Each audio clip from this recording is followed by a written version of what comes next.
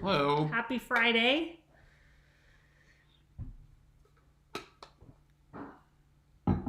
It's good to see you all again. Hope that you had a good week. It's been a whirlwind over here in the Frugal World's household, so it's hard to believe that it's the end of a week already. And we've got thunderstorms raging outside, so hopefully weather is better in your neck of the woods, wherever you are. Yep, it's July here, which normally is in the 90s or 100, and today is in the upper 60s and storming. So it's definitely feels more like a fall or spring day. Yes, it's been a bit of a whiplash, but I'm thankful I went for a walk last night as opposed to this morning because it's awfully wet outside. Yes, they're calling for an inch or two of rain today, which in July is not something we normally see here. No, it's not. But as you who joined us in weeks past know, it was very dry. So we're still in a drought in Nebraska, and while I guess we are sort of complaining about the weather a little bit, it's good to see all this water falling down. Yes. Our farmers need it for sure. So as you're joining, let us know what, we hope you all had a good 4th of July holiday. It actually rained on the 4th here for us, so it rained that night a little bit. It did. It was did put a bit of a damper on the normal fireworks displays going off in the middle of our street. It was disappointing for a few of the younger members of our family who had hoped to be setting off more fireworks. But no thumbs were lost and no eyes were burned out or anything like that.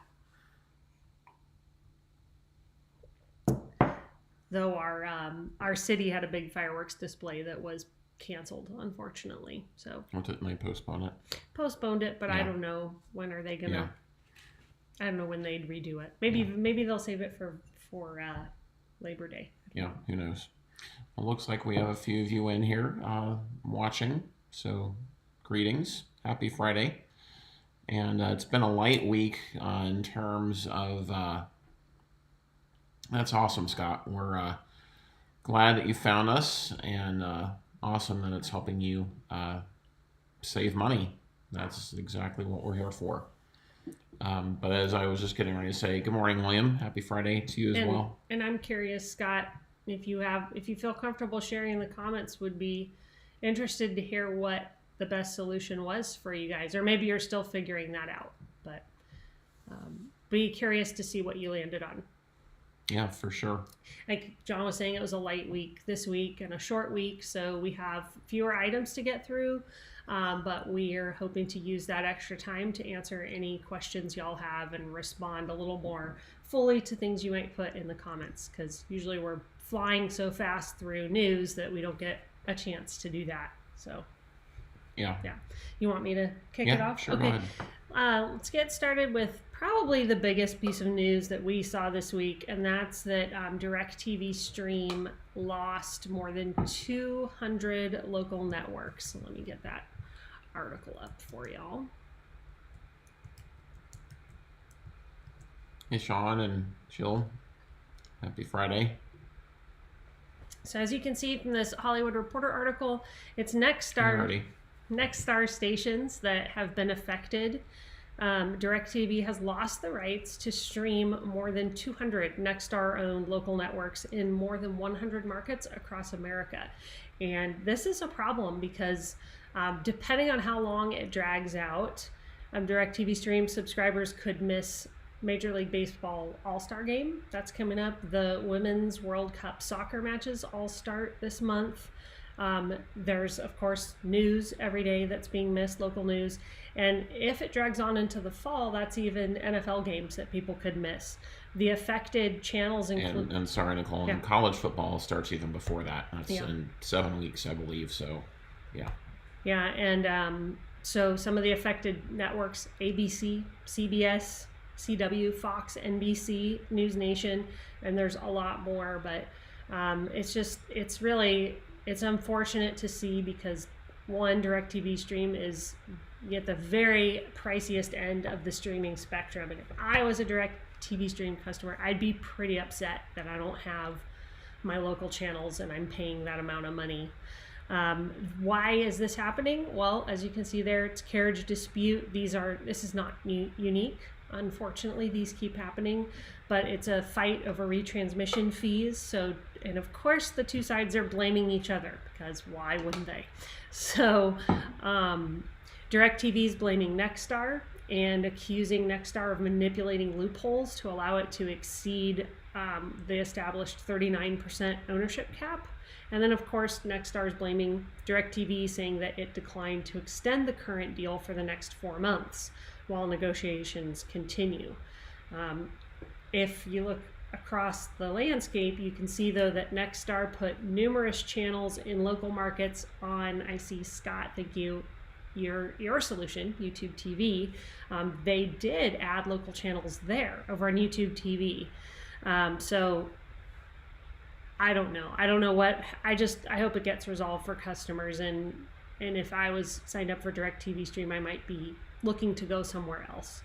But this has happened in the past between Nexstar and Hulu Live, YouTube TV and Disney owned networks, Fubo and CBS stations, and those are just 3 off the top of my head. One other thing to say, if you are watching and you are a DirecTV Stream subscriber, you can get $10 off your next month's bill, but you have to go to this website. This is from a streamable article, but if you go to DirecTV website, then there is a button at the bottom where you can request a 10% discount, $10 discount. Now, and it's just worth pointing out, I think, that when this happened with YouTube TV, that the refund was automatic, right, yeah, John? They just extended the credit. Yeah. You didn't have to do anything. They just didn't have to do anything. So that's another way. I just, every time I research DirecTV or DirecTV Stream, I say, why does it have to be so hard and so confusing? Why can't they do anything to make it easy for their subscribers? Yeah, and we've got a video coming out in about a week or so. They added the NFL Network and Red Zone, but of course, being DirecTV Stream, they've made it confusing, and they've made it more expensive than any other service to access it, which, it's great that they are adding the networks, and, it's a very, very, very minor alternative or salve for losing Sunday Ticket, but they're making it more expensive. So, yeah. Yeah, and so we can move on to our next item, YouTube TV. And I was just looking at the comments. So, Scott, in addition to YouTube TV, you settled on Hulu with the Disney add-on for $2.99 a month. I think that's a great solution. You're getting a good mix of everything local and all your major cable networks through YouTube TV, plus that on-demand content. And we have that same deal, and I think it's a great one, because I think we signed up for Hulu through their Black Friday deal. Yeah. So we've been getting that for $2 a month, and then they allowed you to add on Disney Plus for $3. So for $5 a month, you're getting everything on both of those platforms, which is a nice on-demand solution. You'd have to sit through ads, but it allows, there are 4 of us in the family are Disney fans, not this guy.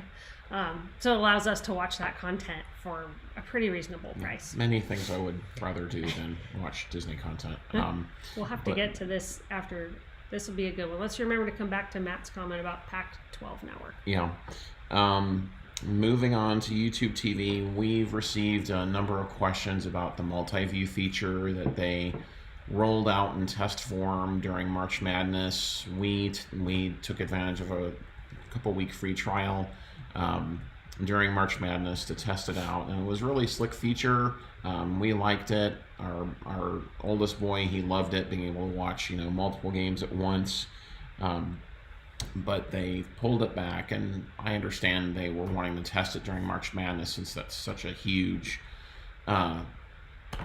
sporting event. But people have been somewhat frustrated that they've not rolled it out at the speed that customers would like to see, and we understand that given the price.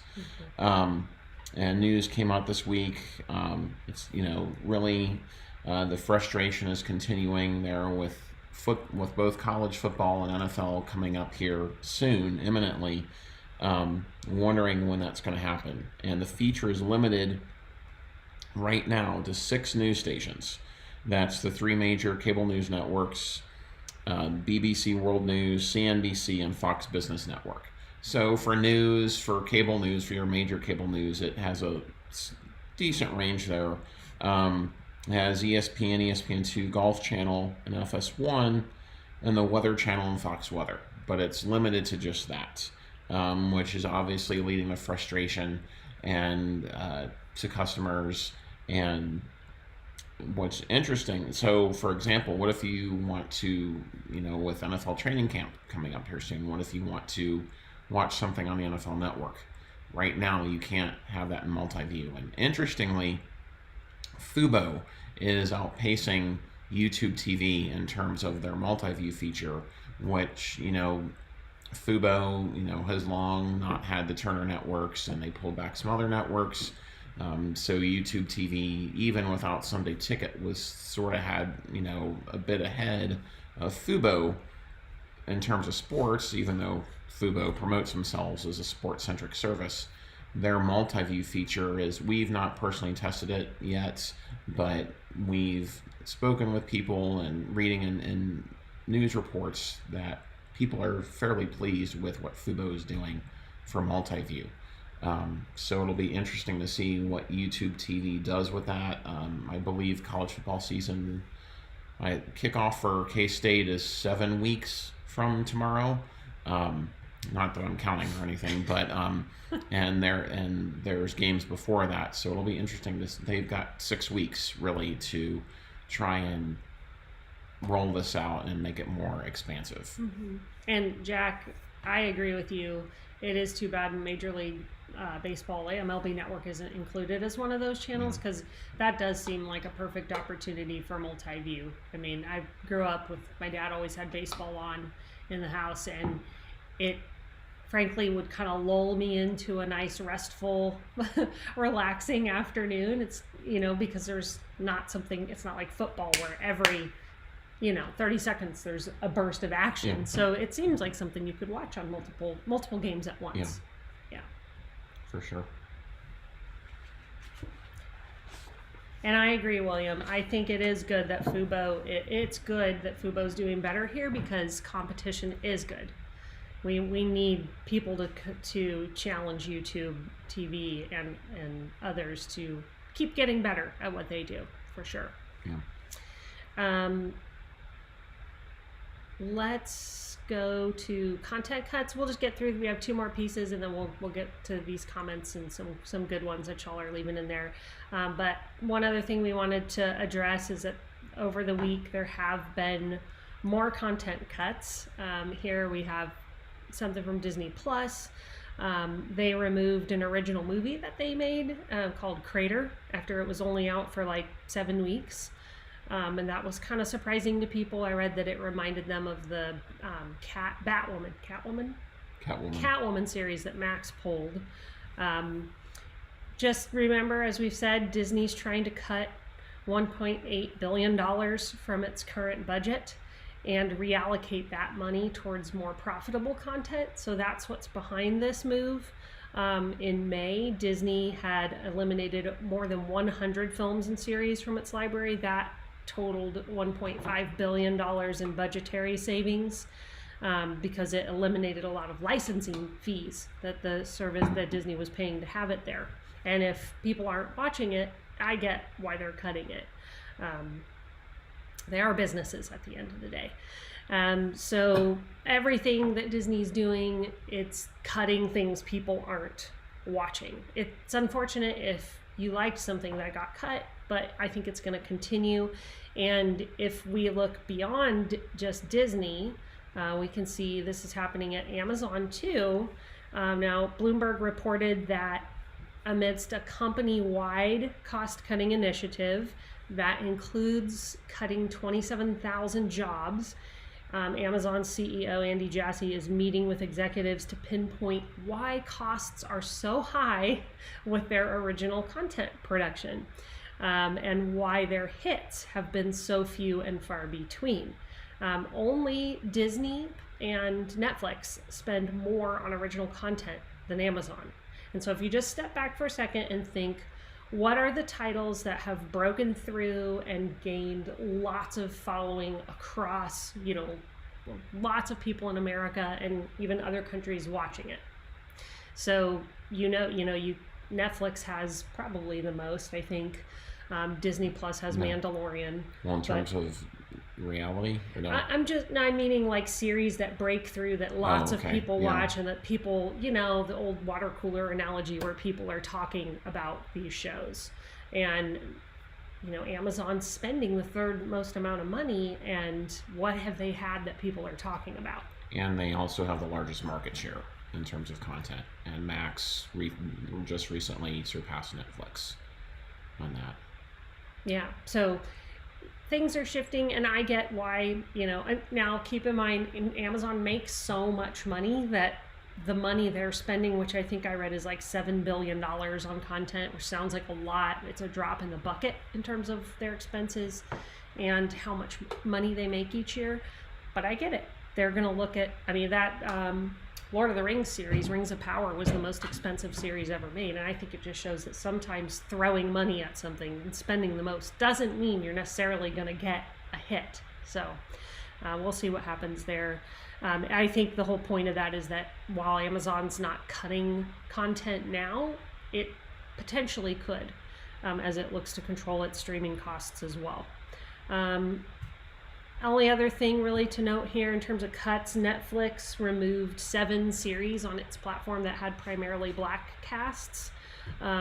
It's from a UPN broadcast channel that Netflix had licensed content from back in 2020. Its licensing arrangement ended, and so now that content is coming off of Netflix. So sometimes I think it's just helpful to understand the business dynamics at play. So, it's easy to look at a headline and think someone's doing something for a reason, that then you look, you dig a little deeper and you find, like in this case, it's not necessarily that Netflix maybe doesn't prioritize this content, but those agreements are ending. Maybe they'll come back. Maybe they're going to look to fill it with something else. So that's that there. And then I guess we could just real quickly, since we've been talking about Amazon, we did want, in case anyone doesn't know, Prime Day is next week, Tuesday, Wednesday. Yeah, Tuesday and Wednesday. And we just wanted to make you guys aware of some of the top deals, especially for streamers. So I think the biggest one is up to 75% off Amazon devices. So your Fire TV sticks, Fire devices up to 75% off. If you've been waiting to maybe buy one of those, now's a good time to do it. I think we're going to be purchasing one, so we have something new. We can test it out for y'all. But there's other deals too. If you look at their press release, this is a list of just some of what the biggest deals are. So some TVs will be on sale, clothing. There's going to be back to school stuff. Some beauty products. Yeah. Anyway, but don't overlook stores like Target or Walmart or even Best Buy, as they will likely also run deals to counter what Amazon is doing. Yep, that's a great point. Check those other sites too. Personally, I love doing Christmas shopping in July because Prime Day is a great opportunity for me to snag some things our kids want and not pay full price and not have to wait till Black Friday. So. Yep. Well, going back to, that's all we have for the week. Yeah. Let's go back to some of the questions that y'all put up. There was one back there about Pac-12. Pac-12 Network. That's something that we've been following there. It's Matt. Sorry. Yeah. Matt had asked about the Pac-12 Network and TV deals, and that's something we've been following. When obviously, since we're college football fans, and there's been speculation about what the Big 12 could possibly do, and being from San Diego, there hasn't been, the last that I read, which was at the beginning of the week, was that it's looking more and more like they are coming closer to a deal, the Pac-12 and networks, but it looks like it's going to be right now as it stands, a hodgepodge combination of some streaming. And if there's a network partner, it's likely going to be the CW that's involved there. And if you've followed what's been going on with San Diego State recently, they sort of stepped in it by sending that letter a couple weeks ago saying they intended. Now they're wrangling over that. So that I think the writing's on the wall that San Diego State's going to leave for likely the Pac-12, possibly the Big 12, but likely to the Pac-12. And so that's playing a role in it as well. And I think they're just still haggling in terms of numbers, what the compensation is going to look like for all of the schools, and whether or not the schools are going to be happy with this hodgepodge of streaming and sort of a second tier, not a major, like ABC or something like that, but CW. So it'll be interesting to watch and see. And I think we're not done with realignment. I think we're going to see more happen in the near future, especially if the Big 10 or the Big 12 try to pull apart the Pac-12 and get the best remaining teams out of there. Yeah, and earlier too, Woodage had said, how long until free ad-supported services take over the paid ones? It's a great question. I don't know. I do think we want to watch what advertisers are doing and where that advertiser money is. And advertisers are going to follow subscribers and eyeballs. So they're sticking with cable and some of the higher priced live services because their demographics are watching those. So, advertisers want, generally speaking, people with a lot of disposable income, and that tends to be older people. And so I think until we see demographics shift largely over to the free platforms, that's gonna we're just gonna have to wait and watch it. So I think it's not gonna be overnight. It's gonna be a slow kind of. It is, and I think live sports is going to be a key player in that. Like we discussed last week, Roku was just dipping their toes in, what was it, some kind of racing? Yeah, e-racing, I think. E-racing. So they're just barely dipping their toes in it. Netflix, although while not free, they are cheaper, and they are trying to get into it more. It came out this week that they came to an agreement with my Dallas Cowboys to do something on Jerry Jones, and there was speculation that could be another move forward of them to try to add sports in. So I personally think that live sports is going to play a key role in that, and it is going to be slow because you have the NFL and NBA have agreements, especially the NFL, that are in place for years. So if things start to shift that way, that I think that's going to be the key player in that. And just going back to Pac-12, do you remember his Pac-12 network on YouTube TV? I can't remember. Well, why don't you Google it for a second, and we'll get that answer for you. Just noting the conversation going on about content cuts at Disney and the parks. Looking at Disney's investment announcements and such, their parks generate by far the most amount of revenue for them, and it's the biggest line of their business. The content that Disney creates, both on Disney Plus and in movie theaters, I believe they really look at it as feeding the business at their parks as a long-term strategy. It's the stories that they're creating that expose people fall in love with them, and then they want to extend that experience through merchandise and through coming to a Disney park and seeing the character and riding the ride and staying at the hotel. They make a lot of money at their parks. So they are connected. They're not separate. They're just different arms of Disney's business. And, I think they're looking to cut costs where they can. Someone who loves going to their parks, I feel that they're raising prices there too. So they're doing what they can to make more money so that their shareholders will be happy. Unfortunately, that does mean sometimes lost jobs. And I agree with Sean. I too would rather movies be cut than jobs. That's, I'd rather have my entertainment suffer a bit so that someone can feed themselves and their family, for sure. Yeah. And Jack, to answer your question, no, Pac-12 network is not on YouTube TV. It's on Fubo and it's on Sling through their Sports Extra add-on, and VidGo has it, but we don't typically recommend VidGo. Um, and You got a Jerry Jones comment. yeah, there, I know. I'm with you. I am not. I love the Cowboys. I'll love them to the day I die. I cannot stand Jerry Jones. I cannot. Have not since the day he bought the team. And Scott, I would agree. Disney does need more original content like Apple Plus. And Apple Plus, we just finished a free trial because we had to upgrade my computer a few months back, and it was 3 months or a month, I can't remember. 3 months. 3 months. Mm-hmm. And that was the second or third time that we had used it. And they've got not a ton of content, but a lot of their original content is really well done.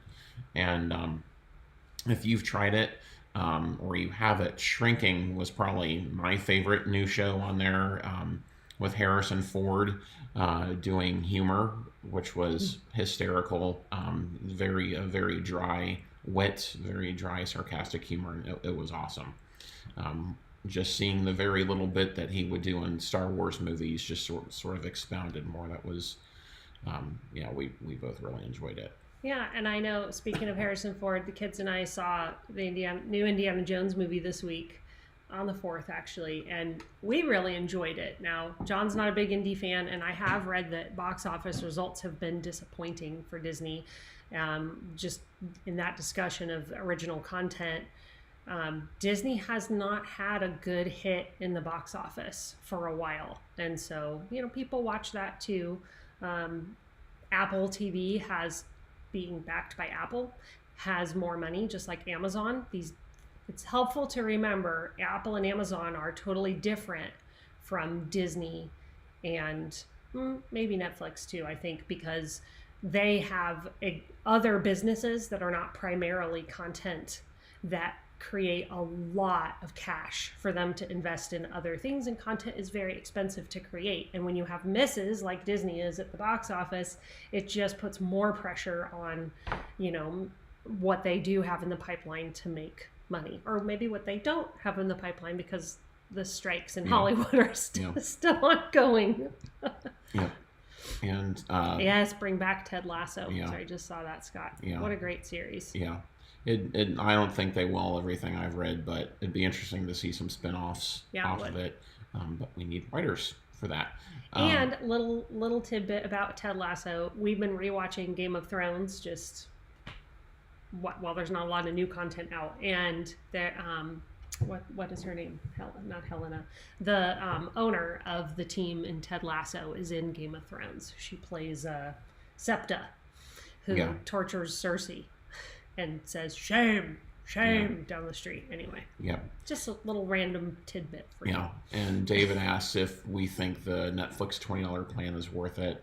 We personally have the standard plan. Is that the name of the plan that we have? The cheapest no ads plan is what we have. And I personally, I don't know about you, Nicole, but I would say it's only worth it if you really want that higher end streaming quality, and you want or if you want to watch on more than one screen at a time. I think that's the more like, what's the word I want? We bump up against not having, there are more times that we want to watch on 2 screens at once than that we miss that higher resolution content.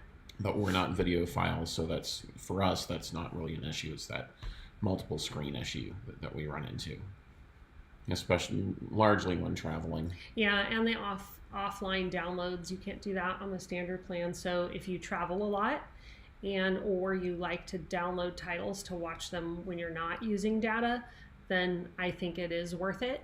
But if you can stomach 1 screen at a time, then save yourself $5 a month. $10 a month, I think for us is worth the savings. Yeah. And we watch Netflix a lot. Yeah. We just make sure we are watching it at 1 screen at a time. Yep. And I know, Jack, I've been a Cowboys fan since my first memories are as a Cowboys fan, so I come by it honestly. Yeah, and did you say how excited we were when they drafted Deuce? Have you already said that? I don't know if you did. I can't remember. Yeah, as a K-Stater, when they drafted our running back Deuce Vaughn, he's tiny. He's listed at 5'5", I think. I don't think the kid's 5'5". He's short, but he's like 7 foot if you're measuring heart and effort. He's great. He at one of the last home games, one of our sons really wanted to get his signature on something, and they have the fans line up, and as the team comes off the bus, they can walk through the fans, and it was cool. Our son ran out to Deuce with a football, I think. Yep, a football. And a pen, and Deuce took the time to sign it, and he would do that for anyone, anyone. So really quality guy. We're happy to see him go to the Cowboys. Yeah, and several have mentioned Black Mirror. I've seen personally that it's fairly popular. We've not watched it. Not it's yet. Probably should. Probably need to put that on the list. Yeah, and already asking about hope of resolving this impasse with the writers. Unfortunately, not. It looks like that the heels are dug in pretty hard, and the studios. Apparent from what we have read, they have not even met. So it's not that negotiation isn't working. There needs to be meeting for negotiation to actually work. Yeah, I think the studios are just using it as an opportunity to save money and betting that, we won't be too bothered by a lack of content down the road. I don't know. I think I read this morning that there's an impending hotel strike in LA now too. Did you see that? Yeah. Or has it started? I believe so, yes. So everything in LA right now, that industry is really there's some dynamic movement going on. And I'm in favor of workers striking for better pay. I think it's absolutely an American freedom to do that. So hopefully everyone out there gets a little more equitable distribution of funds for the effort they put in out there. But it sounds like a really difficult time to be in the tourism or entertainment or hospitality industry, especially hospitality in LA right now, because a lot of the things built up around TV and film are catering. I mean, catering is insane out there. The catering for movies is beyond. So I lived in LA and worked at DreamWorks for a season many moons ago. So I remember seeing just how expensive things could get out there. Yep. Well, that's about all we have for the week, unless anyone else has any other questions. One note, Nicole will actually be out in Southern California next week visiting her parents in San Diego, so we won't be having a live stream next Friday. You guys don't want to listen to 30 minutes of me. He knows all the stuff. It's all up here in his head, so you guys would enjoy him, but... No. So no live stream next Friday, but we'll be back after that. On the 21st. Oh yeah. Yeah, and Jack, that's a great point. Yeah, watching foreign content, and so this is a great time with limited content coming out to watch foreign content. And you're right. I've been reading about some good stuff coming out of Norway. So thank you for bringing that up. That is good. And Netflix is well positioned, I think, as the writer's strike continues, because they do have more international content than the other streaming services for sure. Definitely. Oh, thanks, Artie. Yes. We could talk. Yeah, you could talk football. You could have a football-only live stream. That would be fun. Maybe we'll do that. Yeah. All right. Well, thanks, Christy. Thanks, everyone, for joining us, taking some time out of your Friday. It was good to hear from you, and we hope you all have a wonderful weekend. Yep, and we'll see y'all on the 21st. Have a great weekend. Bye. Bye.